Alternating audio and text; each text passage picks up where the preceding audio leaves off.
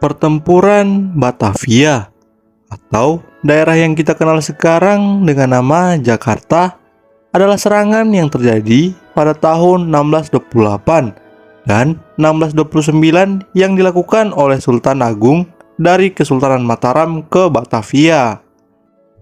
Kala itu Batavia merupakan pusat VOC atau Persekutuan Dagang Belanda di Kepulauan Nusantara, sehingga pertempuran ini bertujuan untuk mengusir VOC dari Pulau Jawa. Untuk lebih jelas mengenai kehadiran Belanda di Indonesia, bahkan dengan berdirinya VOC, sudah kita bahas pada video-video sebelumnya. Kami menyediakan video-video tersebut di sudut kanan atas. Tepat pada tanggal 29 Agustus, Kesultanan Mataram melemparkan serangannya pertama ke Batavia. Namun, sayangnya serangan itu berhasil dihalau oleh 120 pasukan VOC yang dipimpin oleh Jacob van der Playten. Kemudian pada Mei 1629, Mataram melakukan serangan kedua. Yang juga dalam serangan kedua ini Mataram kembali gagal menaklukkan Batavia. Akibatnya VOC berhasil memperluas pengaruhnya dan mengakuisisi dataran tinggi Pariangan serta pelabuhan pantai utara Mataram, seperti Tegal, Kendal, dan Semarang. Untuk tim, mohon diganti musiknya yang lebih menggairahkan untuk membahas pertempuran yang satu ini.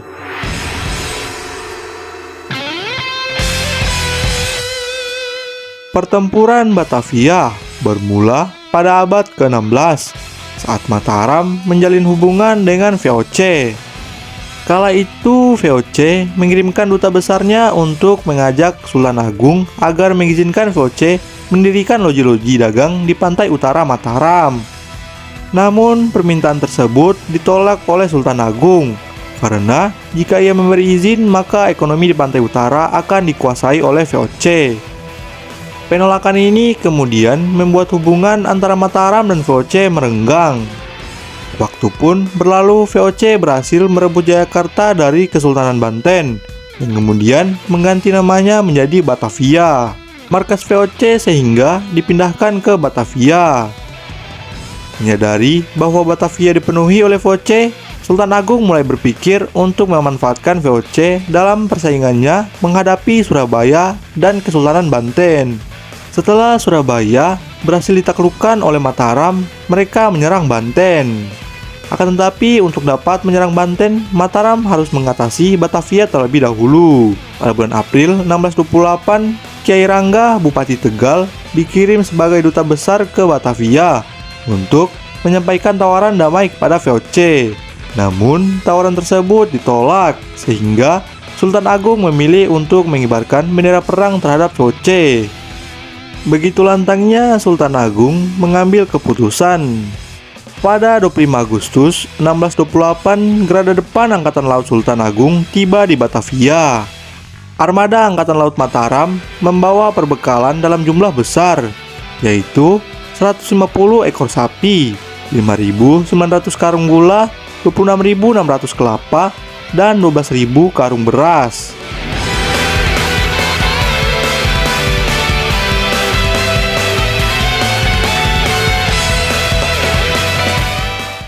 Awal mula kedatangan Mataram ke Batavia, mereka mengaku ingin berdagang di sana. Namun karena ukuran kapal pihak Mataram berukuran besar, hal ini membuat Belanda curiga. Keesokan harinya, Belanda mengizinkan sapi untuk dikirim dengan syarat hanya satu kapal Mataram saja yang berlabuh. Kemudian datang lagi 3 kapal Mataram. Mereka mengklaim bahwa Mataram ada di Batavia untuk meminta izin perjalanan untuk berdagang dengan Malaka. Pihak Belanda merasa semakin curiga dengan peningkatan jumlah kapal secara tiba-tiba ke Batavia dengan bentuk yang besar. Berlanjut lagi pada sore hari, sekitar sejumlah 20 lebih kapal Mataram tiba dan mulai menurunkan pasukannya di utara benteng. Peristiwa ini membuat Belanda memperingatkan pasukannya untuk menarik semua prajurit ke dalam benteng dan mulai menembaki orang-orang Jawa yang masuk.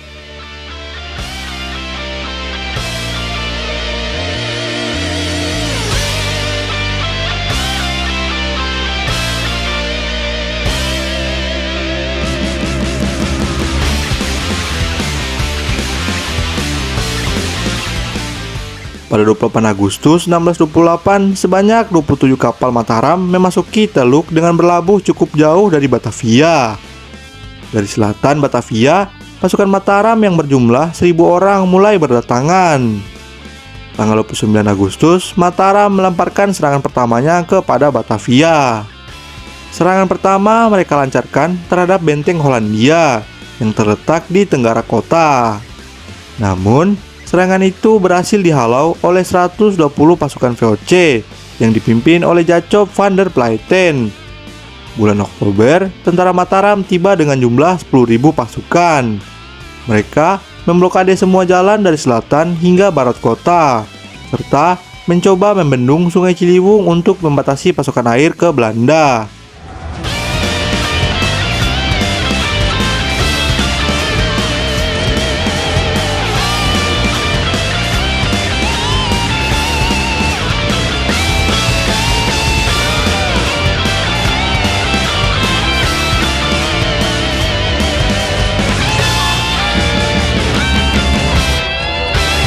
Akan tetapi sayangnya serangan mereka ini tidak menghasilkan apa-apa.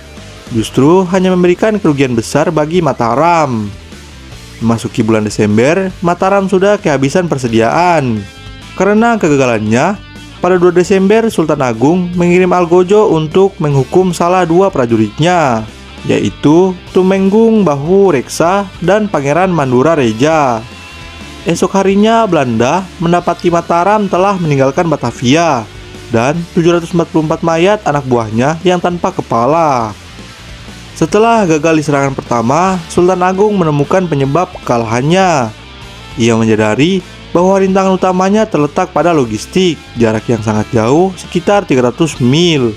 Untuk itu, ia memutuskan untuk mendirikan banyak desa pertanian padi yang dikelola oleh petani Jawa di pantai utara Jawa Barat, dari Cirebon hingga Karawang. Setelah banyak orang Jawa menduduki Batavia pada Mei 1629, Mataram siap melakukan serangan kedua. Serangan kedua terdiri dari 2 kekuatan, yaitu tentara Sunda di Pati Ukur, Bupati Pariangan, serta tentara utama Jawa yang dipimpin Adipati Jumina, sehingga total pasukannya berkisaran sekitar 20.000 orang. Rencana awal, Sundadipati diminta menunggu pasukan utama bertemu dengannya di Priangan dan kemudian berangkat bersama pada bulan Juni. Namun, karena kekurangan persediaan, Sundadipati memutuskan untuk menyerang Batavia terlebih dahulu. Saat Jumina tiba di Priangan, ia merasa marah terhadap apa yang Dipati lakukan. Sundadipati berniat untuk mengundur dari pertempuran tersebut. Namun, ia teringat atas apa yang terjadi pada Tumenggung Bahu Reksa dan Pangeran Mandura Reja. Sultan Agung paling tidak menyukai kegagalan, karena yang pasti akan dipenggal. Sundadipati akhirnya memutuskan untuk tetap bertahan dalam pertempuran. Pasukan Mataram tersebut akhirnya pun kemudian mendirikan perkemahan di selatan Batavia yang dikenal sebagai Mataraman. Mereka mengepung Batavia dengan mencemari Sungai Ciliwung, sehingga menyebabkan wabah kolera tersebar di Batavia.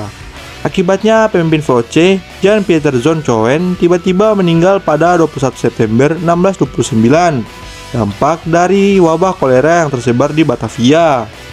Karena mengalami masalah internal di antara komandan mereka, adanya penyakit dan kekurangan pasokan, pasukan Mataram juga terpaksa harus mundur. Ya, intinya apa yang dilakukan oleh Dipati Sunda tersebut dengan mencemari Sungai Ciliwung memang dampak positifnya ada, yaitu Belanda yang ada di Batavia terkena imbas pencemaran tersebut. Tetapi dampak negatifnya ya mereka sendiri juga kena dan terpaksa harus mundur dan pulang. Setelah Mataram mundur, Belanda berhasil mempertahankan kedudukannya di Jawa. Kegagalan Batavia ini membuat Sultan Agung mengalihkan ambisinya ke timur dengan menyerang Biltar, Panarukan, dan Belambangan di Jawa Timur. Karena kedisiplinan Sultan Agung terhadap sebuah kegagalan, sejumlah besar pasukan Jawa yang mundur dari Batavia, mereka memutuskan menolak untuk kembali ke Mataram karena takut untuk dipenggal. Pada dekade-dekade berikutnya, VOC memperluas pengaruhnya dengan mengakuisisi dataran tinggi Priangan serta pelabuhan pantai utara Mataram seperti Tegal, Kendal, dan Semarang. Ya, intinya keberuntungan untuk Sultan Agung ternyata belum bisa diraih menuju penaklukan Banten yang dibatasi oleh Batavia, dikarenakan sifat pasukannya yang banyak nyeleneh.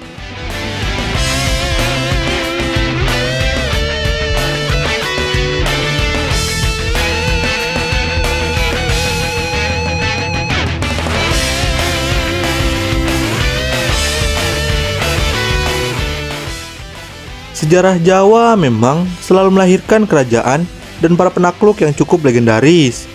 Kisah-kisahnya bahkan tak kalah dari kegemilangan bangsa Turki Utsmani.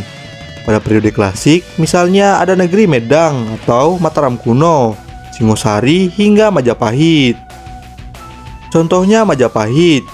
Jikalau benar, klaim kekuasaannya meliputi Kepulauan Nusantara hingga ke Jazirah Melayu.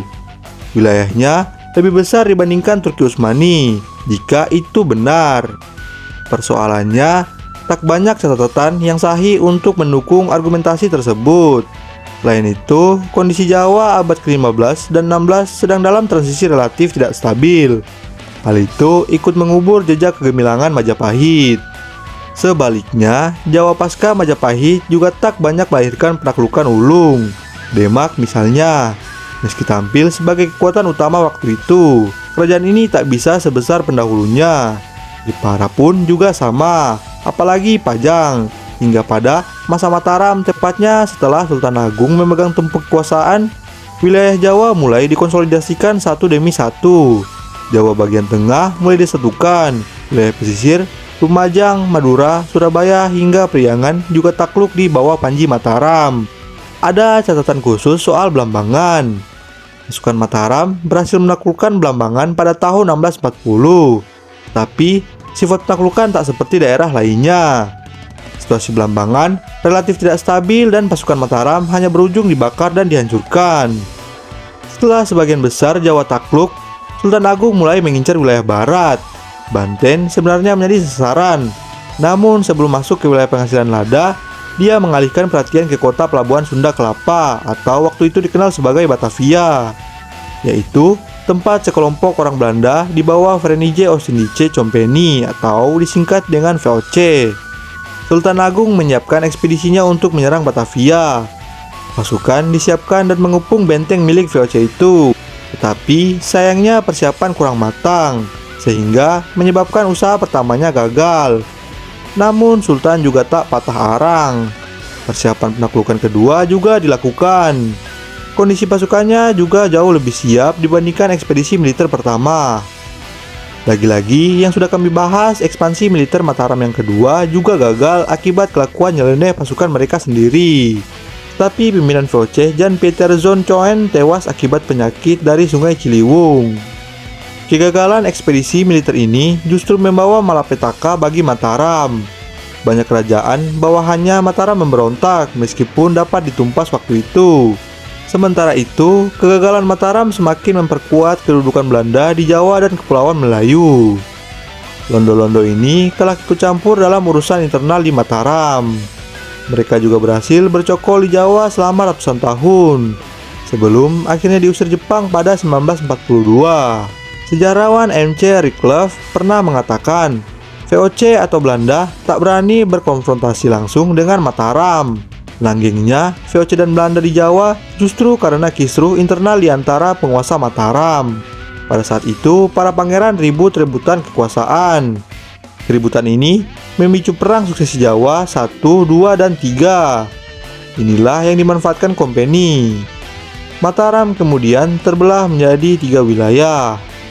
Kita kembali lagi ke Sultan Agung. Sosok penting dalam sejarah Jawa itu memang telah berhasil memberi warisan kejayaan bagi Jawa dan Nusantara. Tetapi pada saat bersamaan dia juga masih meninggalkan cerita yang belum tuntas. Sebab sejak kegagalannya di Batavia, wajah sejarah Jawa dan Nusantara sepenuhnya berubah. Mungkin itu dulu untuk pembahasan kita kali ini. Terima kasih banyak untuk para Scoopers yang hingga kini masih terus mensupport channel kami. Saya Mimin Ivan pamit undur diri.